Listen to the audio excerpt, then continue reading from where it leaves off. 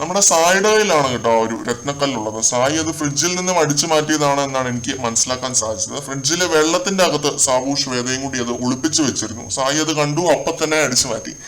സായിക്ക് ഇത് കയ്യിൽ വെക്കാനും പിന്നെ ഈ പറയുന്ന ഇമ്മ്യൂണിറ്റി അടിക്കാനും ഉള്ള പ്ലാൻ ഇല്ല എന്നാണ് കേട്ടോ പുള്ളി ഇപ്പൊ ലൈവിൽ പറയുന്നത് കേട്ടത്. ശ്രീരേഖയ്ക്ക് ഇമ്മ്യൂണിറ്റി മേടിച്ചു കൊടുക്കാനാണ് സായിയുടെ പ്ലാൻ.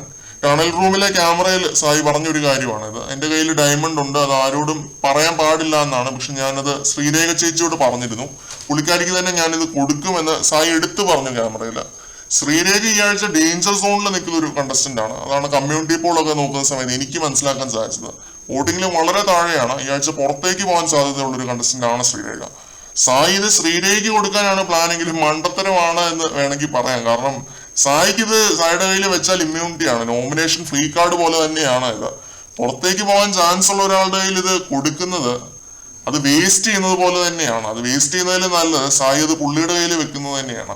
കഴിഞ്ഞ സീസണിൽ ഇതുപോലെ ഒരു അബദ്ധം സംഭവിച്ചിട്ടുണ്ടായിരുന്നു മാണിക്കക്കല്ല് ടാസ്കിന്റെ സമയത്ത്.